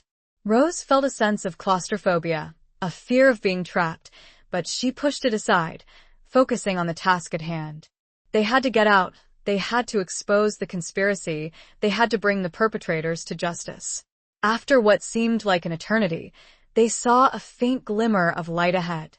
They crawled towards it, their bodies aching, their clothes covered in dirt. They emerged into a small, overgrown clearing, hidden amongst the trees of Rock Creek Park. They were free. They had escaped Hillwood. They had escaped the police. But they were still in danger. Wainwright's network was still out there, and they would stop at nothing to silence them. They made their way through the park, avoiding the main paths, sticking to the shadows. They needed to get to a safe place, to regroup, to plan their next move. Rose remembered Senator Jameson, his integrity, his commitment to justice. He was their only hope. They had to get the files to him, to convince him to take action. But how? They couldn't go to his office. It would be too risky. They couldn't call him. The phones might be tapped. They needed to find a way to meet him discreetly, without arousing suspicion. Rose remembered something else. Something Jameson had said during their brief conversation at the Willer Hotel. He had mentioned a private meeting, that he held every week at a small, secluded cabin near Rock Creek. It was a place where he went to escape the pressures of Washington, to think, to reflect. It was a long shot, but it was their best chance. They made their way to the cabin, their footsteps muffled by the fallen leaves. The cabin was small and rustic, nestled amongst the trees, overlooking the creek. It was a peaceful place, a refuge from the chaos of the city. As they approached, they saw a figure standing on the porch, looking out over the creek. It was Senator Jameson. Rose and Thomas exchanged a look of relief. They had found him. They approached the cabin, their footsteps crunching on the gravel path. Jameson turned, his eyes widening in surprise as he saw them. "Miss Kensington? Mr. Sinclair?" he said, his voice filled with astonishment. What are you doing here?" Rose and Thomas explained everything, their voices trembling as they recounted the events of the past few days, the discovery of the secret room at Hillwood, the escape through the hidden passage, the death of Silas. Jameson listened in silence, his expression a mixture of shock, disbelief, and anger. He had been deceived, manipulated, used. He had trusted Wainwright, had considered him a friend, a colleague. And all along, Wainwright had been a traitor, a spy, a murderer. "I don't know what to say," Jameson said, his voice shaking. "This is unbelievable. This is treason." "We have proof," Rose said, holding out the files they had taken from Hillwood. "It's all here. The names, the dates, the transactions, the evidence. It's all here." Jameson took the files, his hands trembling. He opened one of them, his eyes scanning the documents. His face grew pale, his expression hardening. This is damning," he said, his voice low and dangerous. This is enough to bring down the entire government." He looked at Rose and Thomas, his eyes filled with a newfound determination. "You did the right thing," he said. "You risked your lives to uncover this. To protect this nation." He paused, his gaze fixed on the files. "I will take this to the president," he said. "I will expose this conspiracy. I will bring these traitors to justice." He looked at Rose and Thomas again, his expression filled with gratitude. "Thank you," he said. "Thank you for your courage, for your patriotism, for your unwavering commitment to the truth." As Jameson prepared to leave, to take the files to the president, a shot rang out. Jameson cried out, clutching his chest. He stumbled, falling to the ground. Rose and Thomas spun around, their eyes searching the trees. They saw a figure, silhouetted against the setting sun, holding a rifle. It was a man they didn't recognize, a hired assassin, a member of Wainwright's network. He was still out there, still trying to silence them, to protect the conspiracy. He raised his rifle to deliver the killing blow. But before he could fire again, another figure emerged. Tall, spectral, semi-transparent, yet radiating an aura of immense power. It was Thomas. The other Thomas. The assassin stared, frozen in place, by the ghostly figure. He trembled, dropping his rifle, his eyes filled with terror. He turned and fled, disappearing into the woods. The spectral Thomas faded, the scent of pipe tobacco lingering in the air, a final act of protection, of love, of justice. Rose rushed to Jameson's side. He was alive, but he was badly wounded. Thomas applied pressure to the wound, doing his best to stop the bleeding. They needed to get him to a hospital immediately. The reckoning at Rock Creek had been brutal, a final, desperate attempt by the remnants of Wainwright's network to silence the truth. But they had failed. The truth had been revealed. And justice, finally, would be served. Chapter 19. A love forged in fire and loss. The days that followed were a blur of frantic activity. Senator Jameson rushed to the hospital, underwent emergency surgery, and, thankfully, survived. The bullet had narrowly missed his heart, a testament to the spectral Thomas's intervention, a final act of protection from beyond the veil. The files from Hillwood, delivered to the president, sparked a national crisis. The extent of Wainwright's conspiracy, the depth of the betrayal, shocked the nation. The president, acting swiftly and decisively, ordered a full-scale investigation, mobilizing the military, the intelligence agencies, and the Department of Justice. Dozens of individuals were arrested, their names a roll call of Washington's elite. Politicians, military officials, businessmen, journalists. The conspiracy, it turned out, reached into every corner of society, a vast network of corruption and deceit that had been operating for years. The trials were swift and decisive. The evidence, meticulously documented in the Hillwood files and corroborated by Thomas's and Rose's testimony, was overwhelming. The conspirators, stripped of their power and influence, were found guilty of treason, espionage, and a host of other crimes. They were sentenced to long prison terms, their reputations forever tarnished, their names synonymous with betrayal. As the dust settled, Rose and Thomas found themselves grappling with the aftermath of their ordeal. They had survived, they had triumphed, but they were forever changed by their experiences. The war, the conspiracy, the loss, the resurrection, the near-death experiences, it had all left its mark. They returned to their farm in Virginia, seeking solace in the quiet beauty of the countryside. They spent their days tending to the land, caring for the animals, rebuilding their lives. They found comfort in each other's company, their love a bond that had been forged in fire and loss, a testament to their resilience, their courage, their unwavering commitment to each other.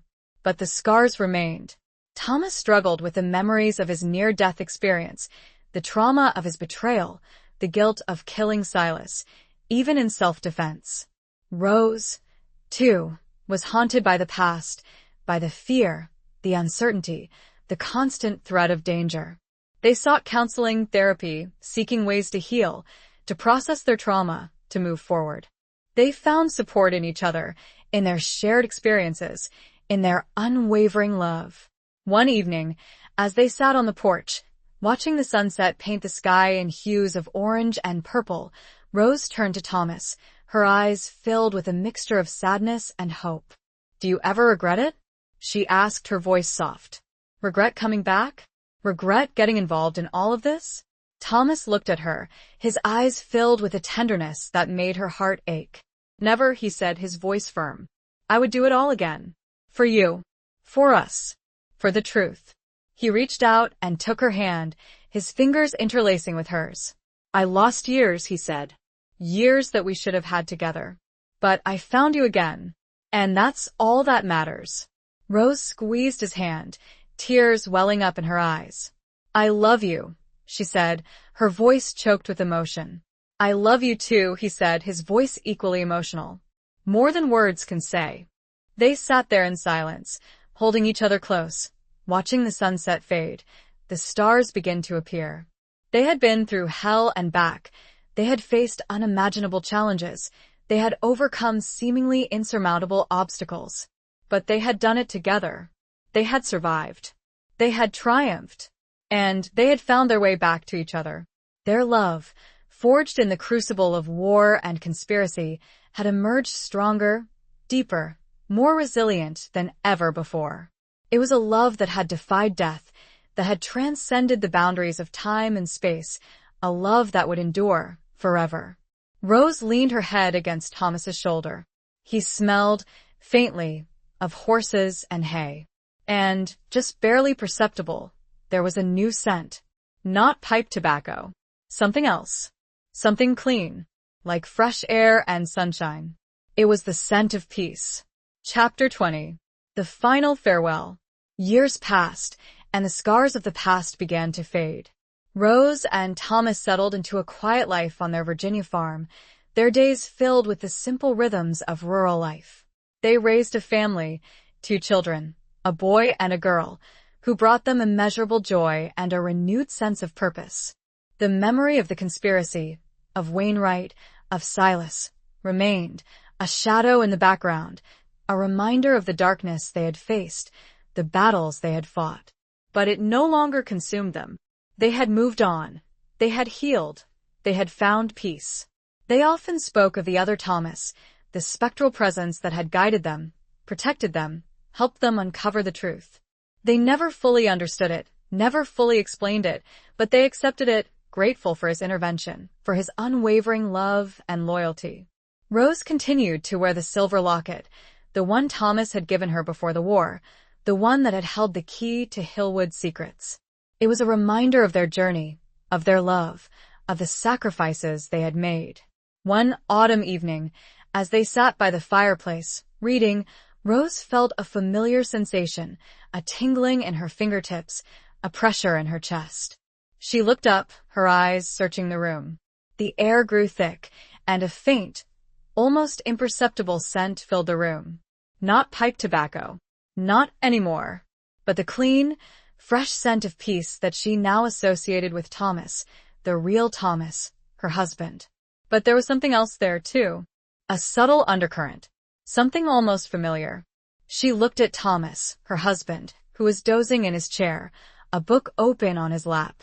He looked peaceful, content, his face etched with the lines of time, of experience, of love. And then she saw him.